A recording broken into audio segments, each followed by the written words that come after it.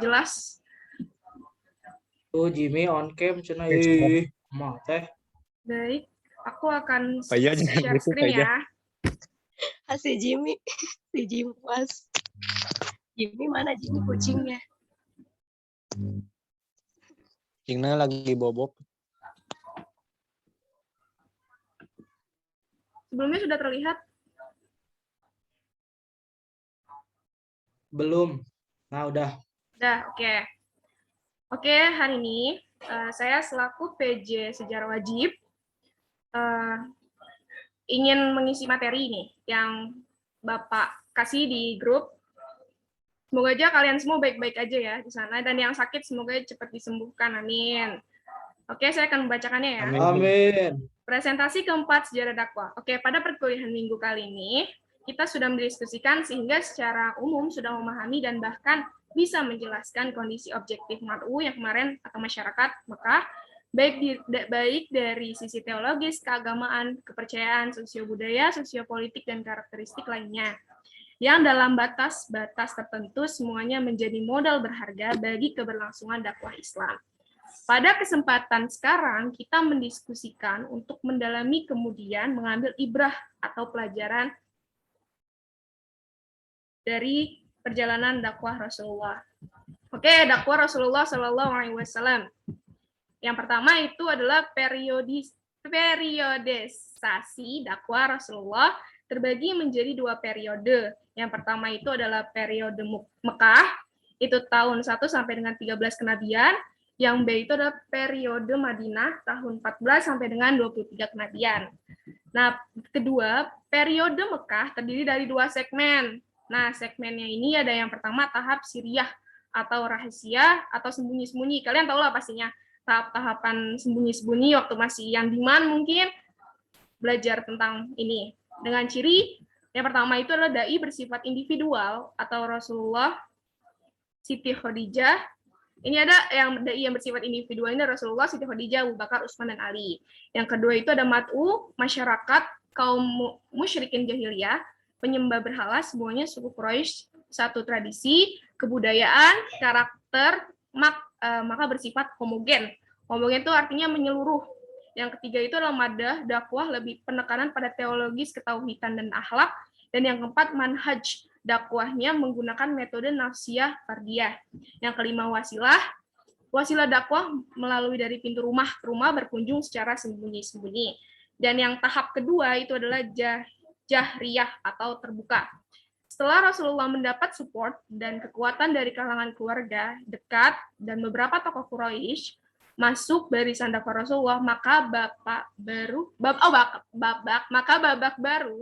dakwah dilakukan, yakni dengan terang-terangan. Namun demikian, dari perspektif elemen dakwah masih meneruskan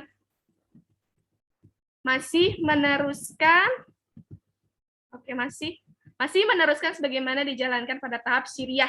Secara khusus, tahapan ini bercirikan sebagai berikut. Yang pertama dai, kedua mat'u, ketiga madah, keempat manhaj, kelima wasilah dakwah. Dai ini bersifat individual, sama seperti sebelumnya Rasulullah, Siti Khadijah, Abu Bakar, Utsman, dan Ali, dan sahabat lainnya termasuk al-asabiqun al-awwalun. Yang kedua itu adalah mat'u, sebagian besar masyarakat atau kaum musyrikin jahiliyah, semuanya suku Quraisy, satu tradisi, satu kebudayaan, satu karakter, maka mat'u atau sasaran dakwah bersifat homogen. Masyarakat suku Quraisy pada umumnya statis itu kayak diam aja gitu loh. Tidak siap menerima perubahan, pekerja keras, kuat pendirian, dan status quo. Bahkan bisa dikatakan tradisional. Yang ketiga, dakwah lebih penekanan pada teologis, ketauhidan, dan akhlak. Bagaimana para dai berupaya keras mengubah kepercayaan politeis menjadi monoteis mat'u. Yang keempat, manhaj. Dakwahnya menggunakan metode nafsiyah fardiyah, yakni pendekatan individual dari hati ke hati, uswah hasanah, mau'idhah hasanah.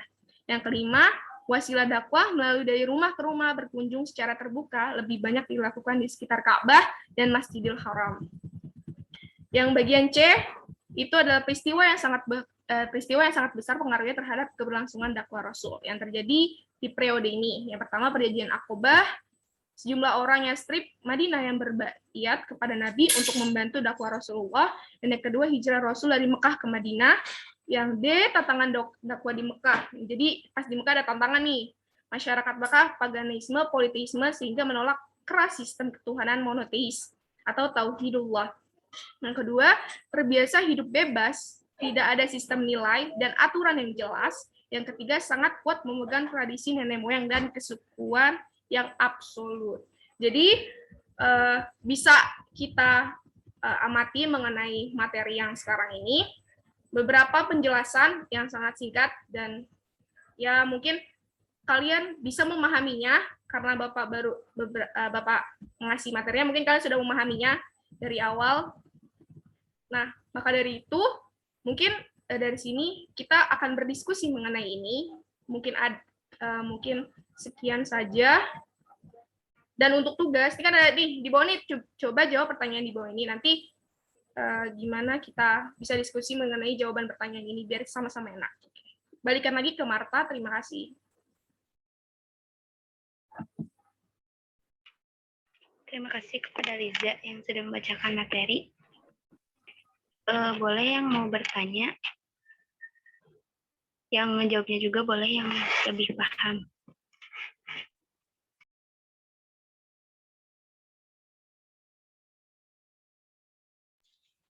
Mau nanya dong ke teman-teman semua sih. Contoh, ini langsung ke contoh ya. Contoh dakwah dari hati ke hati itu kayak gimana sih gitu. Belum terdeskripsikan sama aku mah gitu. Coba sama Faiz mungkin ya. Sama Faiz mungkin atau sama Faizal ya boleh. Atau sama Jimmy boleh di on cam biar saya yang menjawab. Udah. Ya orang on cam ya. Kalem. Nah, orang on cam. Boleh Lin Seserian jawab teh. Pertanyaannya apa, Jim? Contoh dari dakwah dari hati ke hati gitu. Apakah sudahlah. Mais. Boleh, Saudara Faisal. Saudara Imam mungkin ya dipersilahkan. Kalau untuk masalah hati kayaknya suhu Imam lebih jago kayaknya. Ayo yang sudah berpengalaman, Imam Mutakin, keluarkan pesonamu.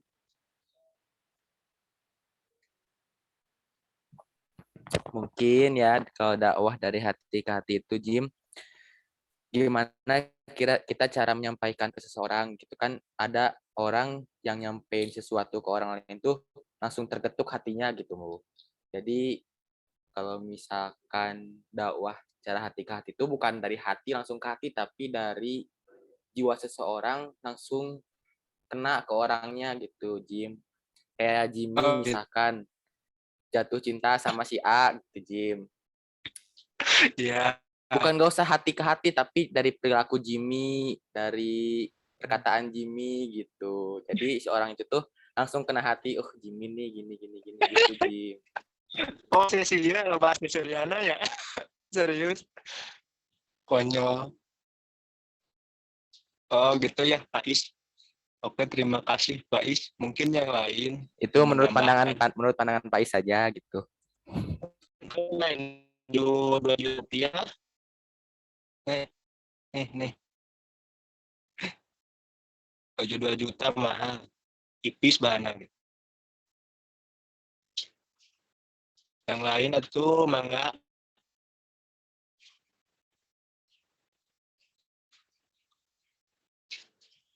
Imam atuh.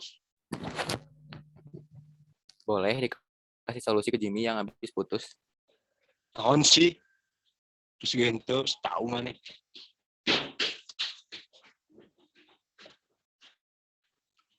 Putus. Sabar. Izin menanggapi ya. Izin menanggapi dari pertanyaan Jimmy terus dari tanggapan jawabannya Faiz. Nah, dakwah antara berarti apa? minum minum dulu Kit, banyak Kit. Udah ya ampun. Ya, Awatos. jadi Oke. benar kata Faiz ya, bahwa dakwah itu kita menyampaikan dari hati nurani dan diserap gitu. Diserap oleh hati kita gitu. Apabila seseorang gitu ya tertarik antara hati nurani dengan nafsunya gitu, maka dakwah itu akan menjadi apa ya namanya, terketuk hatinya menjadi sadar gitu ya. Nah, kemudian juga didorong oleh lingkungan keluarga, pendidikannya gitu, pergaulan akan membentuk karakter seseorang gitu. Misalkan dakwah tertentu ya. Nah, dari salah satu tujuan diutusnya Rasulullah itu kan untuk menyempurnakan akhlak gitu. Misalkan dakwah dari hati ke hati. Misalkan antara Seri. enggak ya kayak gitu. Hati kitanya mau menerima apa yang dinasehati. Apabila kalau kita dinasehati oleh seorang siapapun yang menyampaikan materi itu kan disebut pendakwah gitu ya, disebut seperti itu. Jadi kitanya harus bisa menerima gitu, agar hati kitanya bisa meresapi, istilahnya seperti itu. Ya seperti itu Jimmy. Boleh dari yang lain. Iya. Makasih. Izin menambahkan. Ibu Liza mau nanya dong. Izin menambah. Iya, boleh nanti ditampung. Ya, silakan Faizal. Faizal. Terkait pertanyaan Jimmy ya, dakwah dari hati ke hati. Mungkin saya pernah mendengar bahwa seorang pendakwah itu harus bisa, kemarin mungkin di presentasi siapa ya, yang bisa ada timbal balik gitu. Dakwah dari hati ke hati itu mungkin seorang pendakwah membawakan isi dakwahnya tersebut tuh langsung dari hatinya gitu, langsung dari dari tertitik terdalam di hatinya gitu, sehingga penyampaian pemaparan dakwahnya tersebut tuh sampai kepada madunya itu tersebut gitu. Jadi si madunya pun menerimanya itu legowo gitu, ke dalam hatinya tuh langsung meresap, iya ya benar. Nah kayak gitu mungkin ya, mungkin seperti itu gitu. Dakwah dari hati ke hati itu seperti itu. Bukan hanya soal percintaan saja, tapi hal apapun kalau dibawakannya memang dari hati itu memang Hatinya ya membuka. begitu. Jero Bapak si Bapak Ijal jero. Jimmy paham. Jimmy paham nggak? Mungkin pemahaman saya hanya seperti itu. Mungkin berbeda dengan pemahaman Jimmy soal masalah percintaan. Cinta. Kalau dari maksud Jimmy udah kelihatan, bukan tentang dakwah kalau Jimmy itu. Apa sih Pak Is, kamu jangan ngadi-ngadi deh. Cinta yang bersalut dakwah asik. Dukung aja. Ke aspal saya mah udah. Itu Hani mau nanya, kita tanggapi lagi, ayo. Boleh. Hani mau nanya katanya. Gimana? Tanya bapaknya. Jadi gini ya Bu Liza, maaf sebelumnya jika tidak sesuai dengan materi. Tapi ini mah buat pembahasan bareng-bareng aja gitu ya. Jadi kayak gini, kita kan hidup di negara yang terdapat banyak sekali macam budaya gitu kan. Begitu juga sama agama, bahwa di peraturannya juga kita diharuskan menghormati sesama dalam perbedaan. Yang menjadi pertanyaannya itu bagaimana menurut teman-teman sekalian, apabila ada satu kegiatan dakwah yang di dalamnya membahas agama lain, namun merujuk dalam konteks negatif gitu. Meskipun memang yang ada di dalam majelis itu tuh Islam semua, tapi apakah dakwah seperti itu dibolehkan? Karena kita tinggal di negara yang banyak macam agamanya ya. Bahkan negara kita bukan negara Islam aja gitu, dan di dalam Al-Quran juga kita diharuskan bertoleransi dalam agama lain. Jika memang menurut teman-teman dakwah seperti itu tidak diperbolehkan, maka adakah batasan ruang dalam dakwah agar kita tetap dakwah dengan cara yang benar tanpa harus merujuk dalam satu pihak gitu. Gimana kalau misalnya ya kayak gini deh. Kayak aku tuh ngambil kasus dari Ustadz Abdul Somad ya yang membahas salib. Di situ banyak banget agama lain terutama Kristen yang ngerasa kecewa karena agama kita yang paling benar katanya. Tapi apa harus dengan cara gitu kita berdakwah gitu. Masalahnya kita tinggal di negara yang bukan Islam aja gitu. Jadi gimana menurut teman-teman? Izin berpendapat. Mangga. Liza, dibolehkan? Ya, Boleh sok. silahkan. Oh iya, kan tadi kata Hani yang mengolok-olok ya kayak apa? Menghina agama lain. Kan secara etimologi dakwah itu da'a yad'u, artinya tuh ajakan atau panggilan, seruan gitu. Terus baca tadi ada dari surat Al-Hujurat ayat 11 yang artinya, hai orang-orang yang beriman, janganlah suatu kaum mengolok-olok kaum yang lain. Boleh jadi mereka yang diolok-olok itu lebih baik daripada mereka. Nah, jadi kalau misalkan dalam suatu forum atau dalam suatu pengajian kajian gitu, kalau misalkan kita mengolok-olok agama lain, menjelek-jelekan itu bukan dakwah namanya. Jadi mungkin lebih ke ngobrol-ngobrol lah gitu. Kayak berdiskusi mungkin, bukan dakwah kalau gitu mah. Soalnya kalau dakwah itu nggak ada yang namanya mengolok-olok gitu. Mungkin segitu.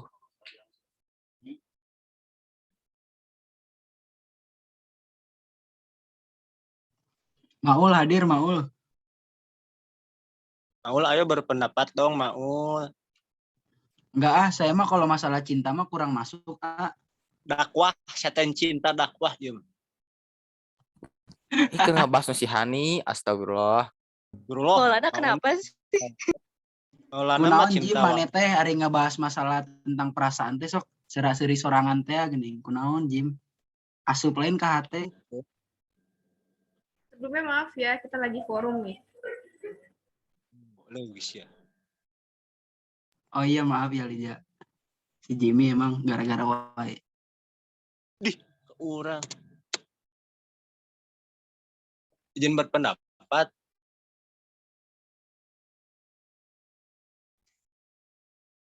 Tahani Ustadz Ya, Abdul diizinkan. Somad. Apa sih istilahnya mengolok-ngolok gitu. Sebenarnya sih Jimmy belum lihat secara langsung ya yang mana videonya.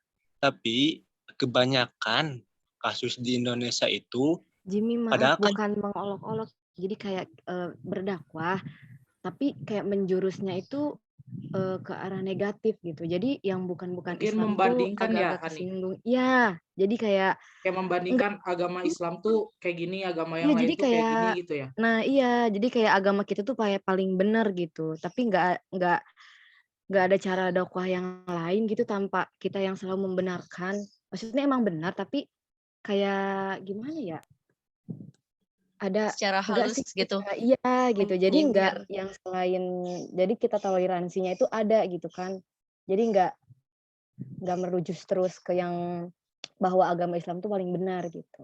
Gimana cara dakwah yang agar bisa seperti itu maksudnya. Ya Hani hebat ih. Dia nanya Maul, kamu jawab. Oh, berarti dakwahnya yang Ustadz Abdul Somad itu bukan mencela atau mengolok-olok gitu ya, Nia? Iya. Jadi kayak Oh, salah lebih nangkep, ke guys. lebih ke apa sih?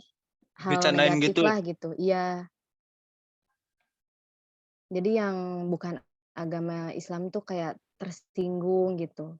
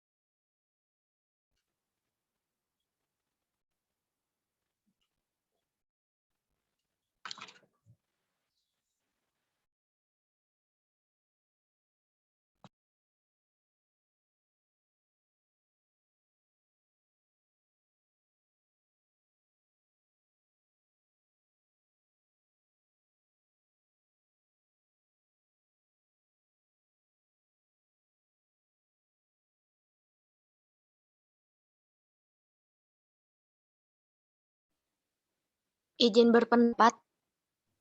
Ya. Terkait barusan apa sih tentang mungkin ketersinggungan suatu kelompok akibat kelompok yang lain kayak gitu mungkin Hani ya. Menurut aku pribadi mungkin kalau pas semisal kita tuh lagi dakwah terus membanding-bandingkan mungkin lebih ke perbandingan itu lebih ke dijadikan pembelajaran gitu, maksudnya bukan ke arah yang mengolok-olok tetapi ke arah yang kita tuh harus kayak gini gitu, gak boleh kayak gini, jadi dibandingkan agar menjadi pelajaran, lebih ke kayak gitu mungkin kata saya.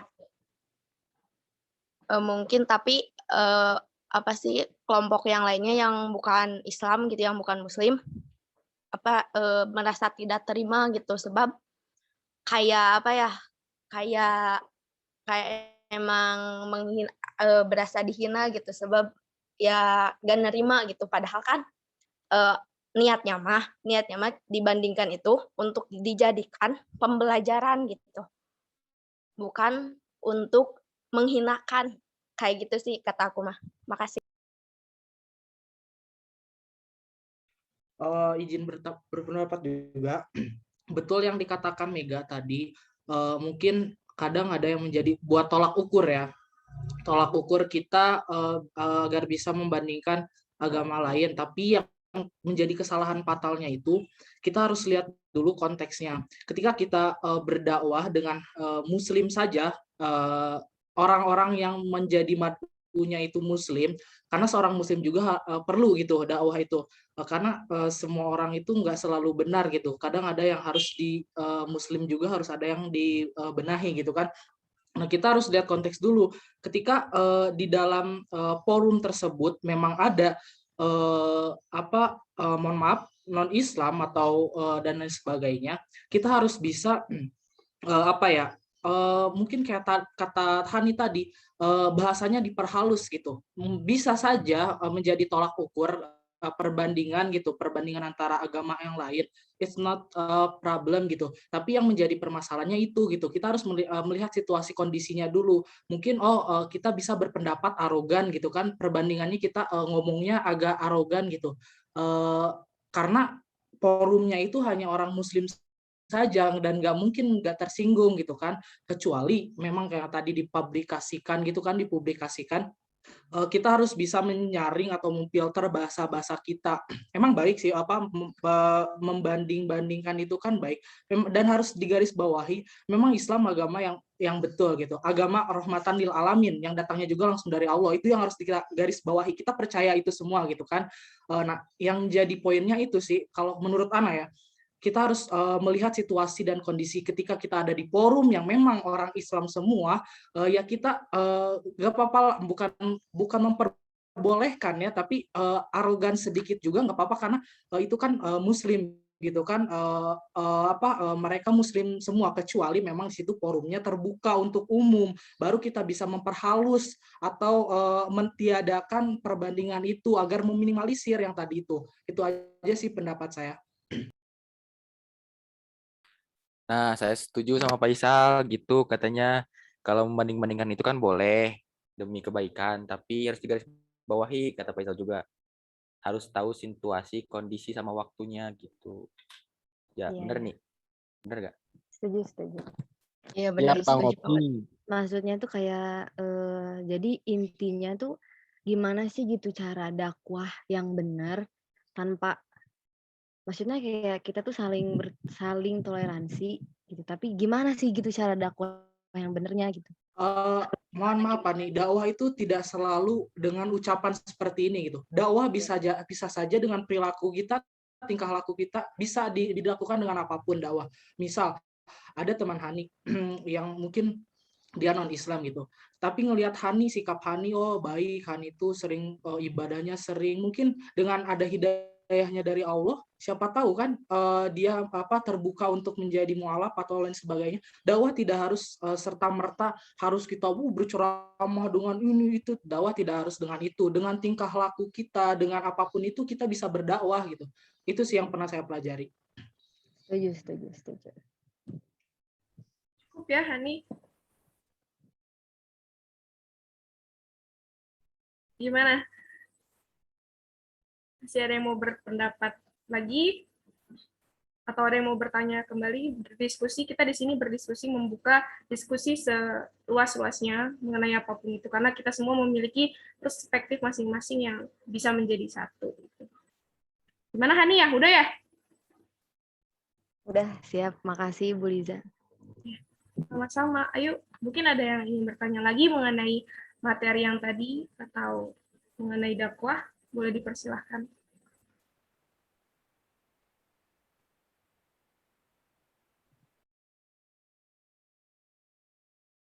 Ada satu lagi, Ayo, tapi ini asa udah ditanyain sama Fitri, tapi udah nggak tahu belum gitu. sok disampaikan weh. Ya ya, gini ya. Tapi kalau udah mah nggak usah gitu. Ini mah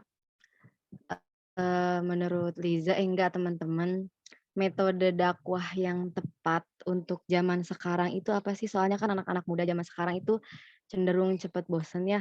Apalagi ngedengerin kayak ceramah-ceramah gitu. Ilmu-ilmu yang dunia aja udah bosan, apalagi tentang akhirat gitu kan ya. Menurut teman-teman, metode yang tepat itu apa sih gitu? Apa ada metodenya atau gimana gitu? Izin berpendapat ya. Enggak. Menurut saya seorang pendakwah yang baik itu harus bisa mengikuti perkembangan zaman. Apabila misalkan sekarang kan ada TikTok ya, ada TikTok, kemudian ada Instagram. Nah, bagaimana cara dakwah itu bisa mengikuti perkembangan zaman? Misalkan banyak anak muda yang senang dalam pergaulan, semacam pergaulan. Jadi di sana harus ada pemateri atau pendakwah yang bisa mengikuti jejak anak-anak zaman sekarang itu, termasuk di media sosial gitu ya. Bagaimana sebuah aplikasi yang mayoritas misalkan ya, mayoritas anak-anak muda menggunakannya gitu, kenapa tidak untuk digunakan berdakwah gitu. Nah, seperti yang saya ketahui gitu, bahwa di TikTok bahkan ada kayak banyaklah yang membuat TikTok untuk berdakwah seperti Ustadz Syam gitu ya. Terus banyak juga yang mereplaynya gitu ya. Jadi banyak pendakwah yang baik untuk perkembangan zaman itu ya pendakwah yang bisa mengikuti perkembangan zaman itu gitu. Misalnya di media sosial itu. Jadi harus bisa mengikuti apa sih konsumsi yang baik untuk anak-anak sekarang. Misalkan ada sesuatu gitu yang buruk, cobalah seorang pendakwah itu untuk bisa mengikuti perkembangannya itu. Misalkan ada yang beranggapan bahwa TikTok itu aplikasi yang buruk, aplikasi yang gak bagus lah buat anak-anak zaman sekarang. Tapi karena pintarnya seorang pendakwah gitu, kenapa tidak pendakwah itu untuk masuk ke dunia anak muda itu dan untuk mengajak kepada hal-hal kebaikan, untuk memberi nasihat-nasihat, setidaknya untuk mengingatkan gitu. Karena hakikat dakwah itu sendiri kan untuk mengajak kepada kebaikan. Seperti itu mungkin. Izin menambahkan sedikit. Ya, boleh. Ya. Ya, silakan. Kalau nggak salah tuh pernah dengar Ali bin Abi Thalib tuh bilang, suaranya jelas, Pais? Jelas. Kalau nggak salah tuh dulu Ali bin Abi Thalib tuh pernah berpendapat, ajarilah anakmu sesuai zamannya karena ia hidup bukan di zamanmu tapi di zamannya. Jadi maksudnya teh kayak kalau nggak salah sih gitu kata-katanya teh. Jadi maksudnya teh kan kita mah anak muda kayak gampang bosen gitu ya, gampang males gitu, kayak dengar-dengar ceramah kayak gitu. Mungkin kalau misalkan ingin berdakwah pada zaman sekarang lebih ke singkat tapi langsung kena gitu. Kayak misalkan kita bikin video di TikTok, kata misalkan kayak kata Fitri, Ustadz Abdul Syam, ya semenit gitu. Tapi gimana caranya semenit itu teh harus bisa langsung ke poinnya gitu.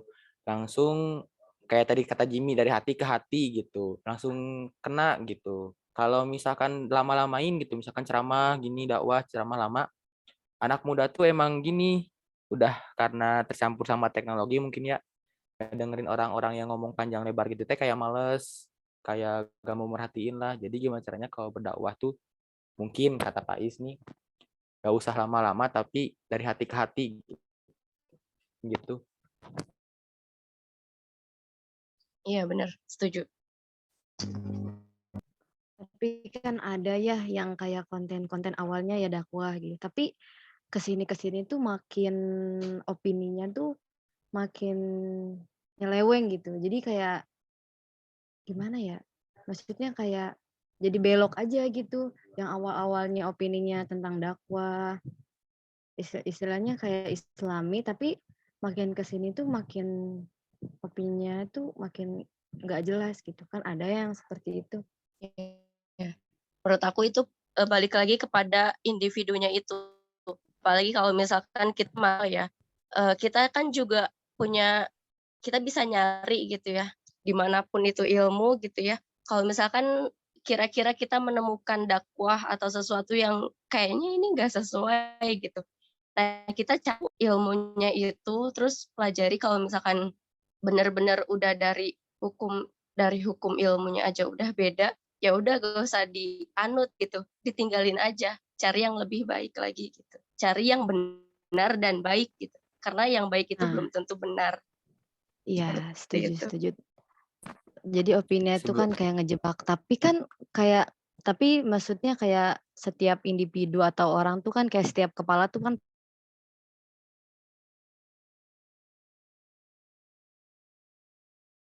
kasus kayak temen guru yang pernah cerita.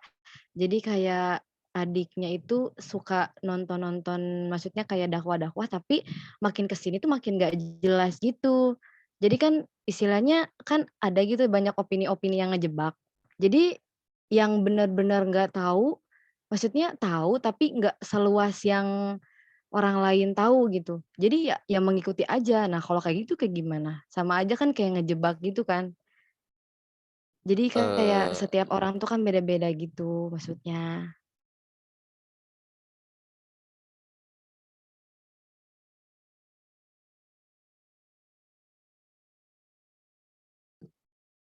Kita harus setiap orang sih ya itu mungkin balik lagi karena kan apa yang kita lihat di media sosial itu kan sebuah konsumsi kita gitu ya. Apa yang baik kita ambil, yang buruknya kita tinggalin gitu. Buat apa kita ikutin kalau nggak baik, nggak berfaedah buat kita. Kita harus bisa mengkritisi, jangan menerima mentah-mentah suatu sumber informasi gitu. Jadi kalau kita awalnya ragu sama apa yang diungkapin ini atau kita menemukan sesuatu yang membuat kita tuh, oh masa sih gitu.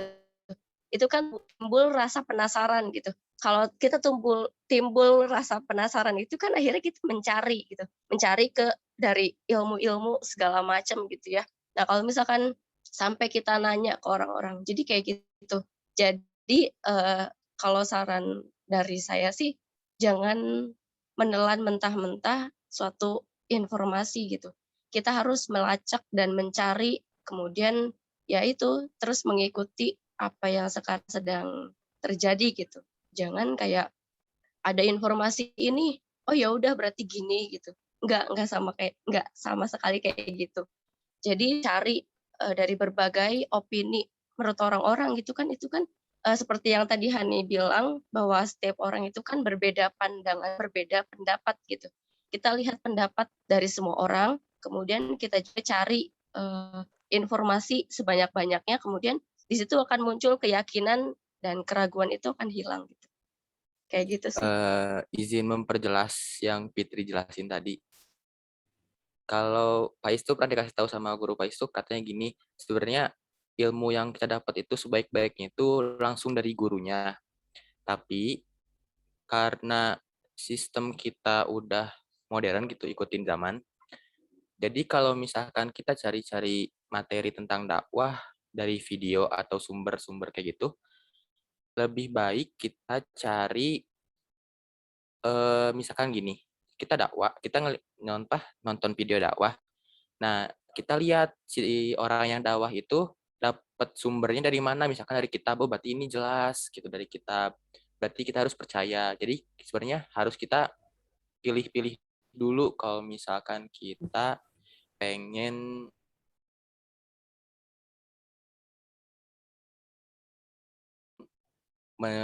untuk kita nonton video-video kayak gitu. Mungkin gitu Ya kali intinya ya. mah. Udah cukup kali ya untuk pertanyaannya Hani. Gimana Han? Karena waktu menunjukkan untuk berakhirnya mata kuliah sejarah dakwah. Udah Bu Lija, terima kasih banyak Oke, baik. atas kesempatan yang sudah diberikan. Ya, tidak apa-apa. Walaupun agak sedikit menyeleweng, tidak apa-apa. Yang penting kita di sini berdiskusi. Ya, kembalikan lagi ke Marta deh. Marta.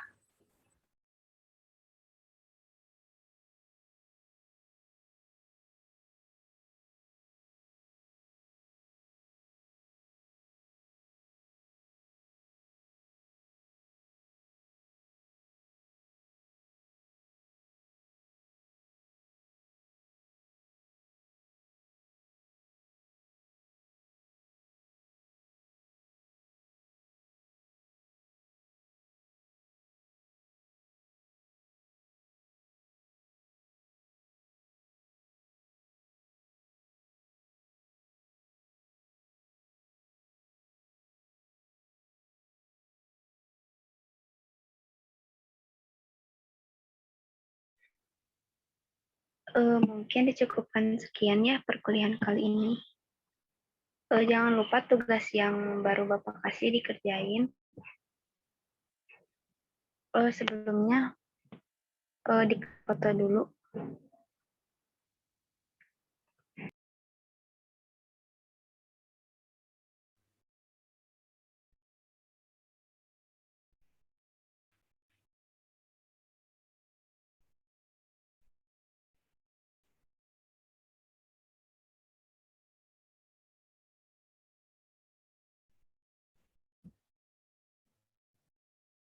So, buat slide pertama 3 on cam tuh, on cam. Jimmy on cam, Jimmy. Udah. Buat slide pertama 3, 2, 1, slide kedua. On cam, Imam, Gias, Lutfi, Marsha. Oke, 3. Si Mama are mau jauh. 3, 2, 1, cheese. Oke, dah. Sekali lagi ya informasi untuk tugas mengenai sejarah dakwah. Yang apa sejarah dakwah dari tugas pertama sampai nanti tugas yang selanjutnya dikumpulkannya boleh yang sudah mengerjakan, terima kasih sudah mengerjakan, nanti akan disimpan dengan baik filenya, dan yang menuju untuk mengerjakan disimpan dulu sama kalian, nanti di akhir perkuliahan kita akan memintanya, takutnya nanti Bapak minta dadakan, itu aja ya. Dan untuk absen selalu ingat absennya di announce, dan untuk kurang lebihnya stay safe dan terima kasih.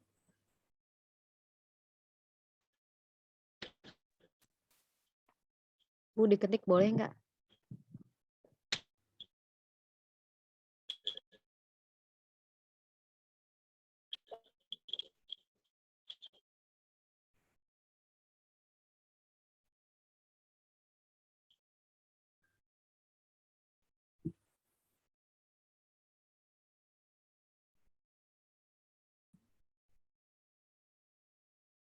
Diketik atau ditulis sih?